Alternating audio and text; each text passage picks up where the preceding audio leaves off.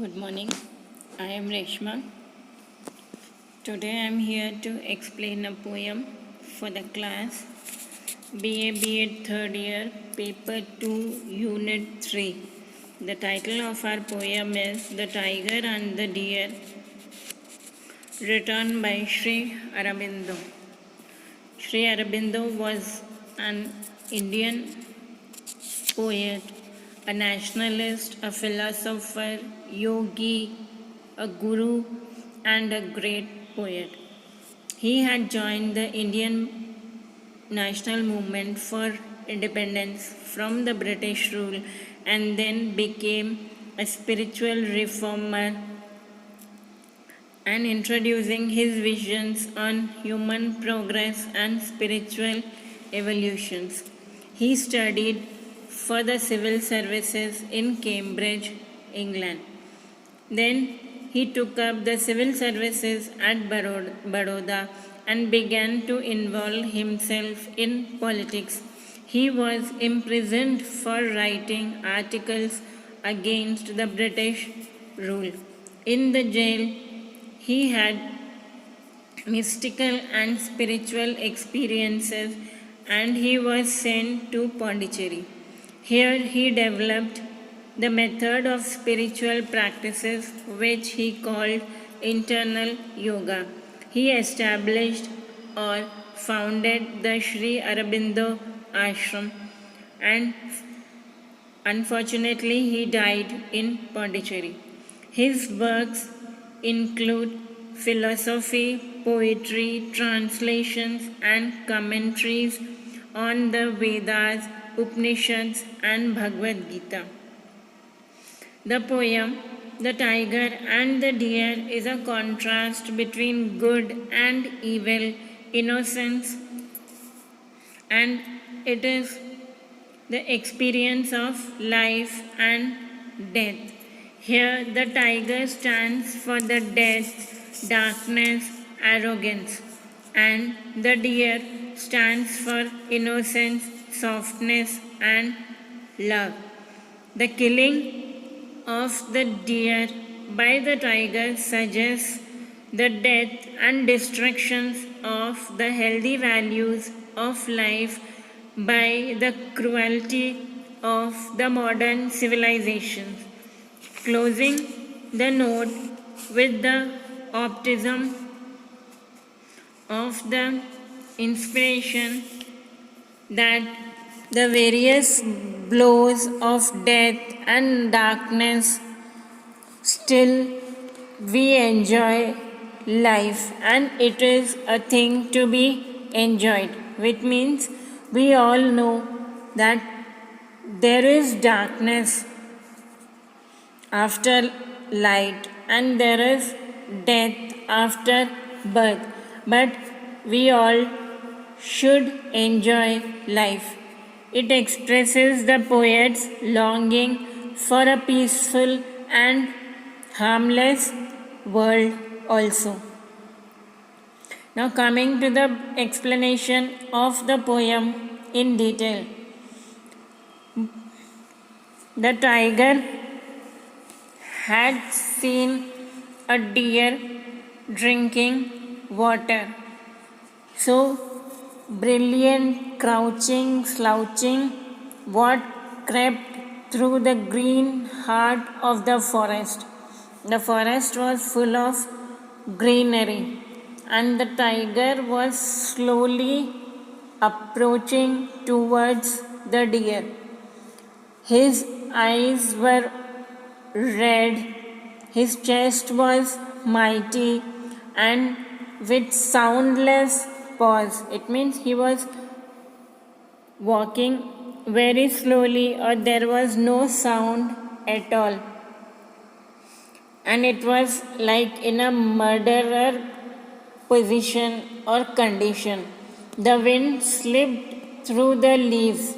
The wind also was slowly slipping through the leaves, and it was also afraid of making any voice, hardly daring to breathe. So even the wind was afraid of breathing. and slowly the great beast, the great wild animal, crouched and he jumped on the deer and made a noiseless fatal. Fatal is killing somebody. He jumped on the deer and tore him to pieces till suddenly death leaped on the beautiful wild deer as it drank.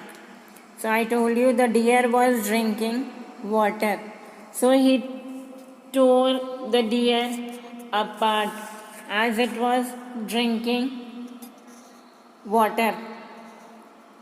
Blood started coming out, and the tiger had tore the deer apart.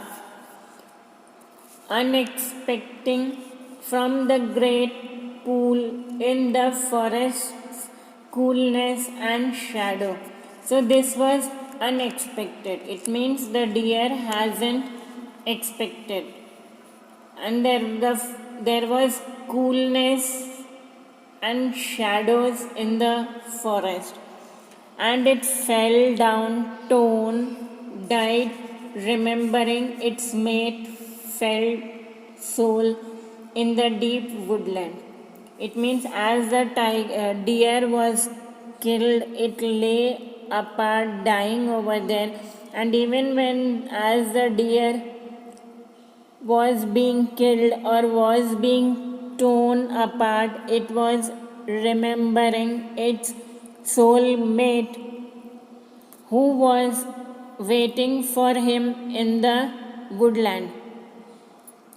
Now destroyed the mild, harmless beauty by strong, cruel beauty in nature. So this is what the main point is. Destroyed the mild, harmless beauty. Here the deer is a harmless beauty. He was harmless. The deer cannot do anything to the tiger.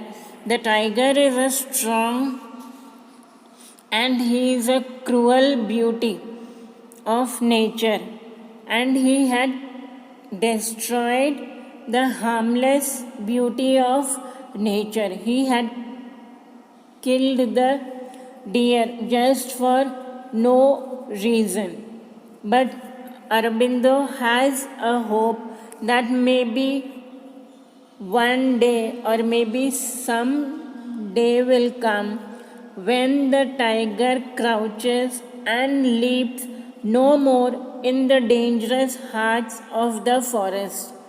Now here he doesn't mean that there will not be any tigers in the forest, but he says that the tigers will not crouch, jump or leap on the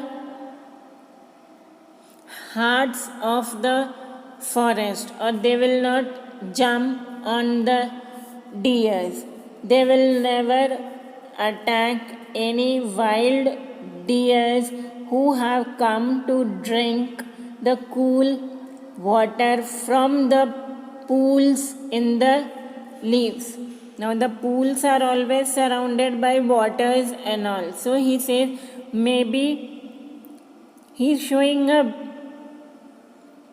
hope of optimism, saying that maybe there will be a good time when the tigers will not attack the deers who will come to the pools for drinking waters.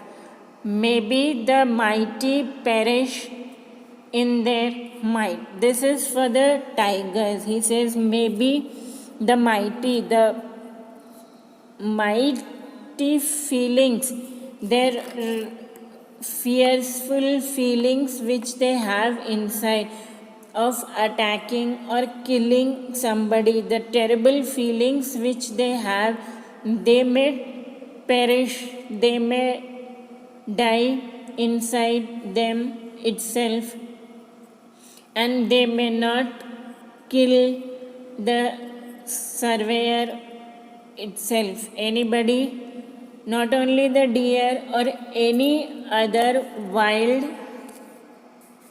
or any other domestic animal in the forest. So this is the hope which Aurobindo is showing in the last line of his poem. Now that is what he says, the mighty will perish in their might and the slain will survive the slayer. It is he will allow them to survive. Now here there are two main creatures. The nature is same and swift. It is fragile, cool and calm. But at the tameless, swift and windly winds are blowing. Sometimes it becomes horrific and terrible, which is unexpected. Like as when the deer had come to drink water, it was everything swift, cool, calm, etc. But as the tiger attacked the deer, it became horrific and terrible. It was all unexpected. And so the beauty is throttled and it was destroyed untimely. It was not expected, but it was destroyed untimely. Here the tiger is a brute force, bloody and brutal, ferocious, and whereas the deer is a splendid and a calm animal. So this is all about the poem The Tiger and the Deer. Thank you.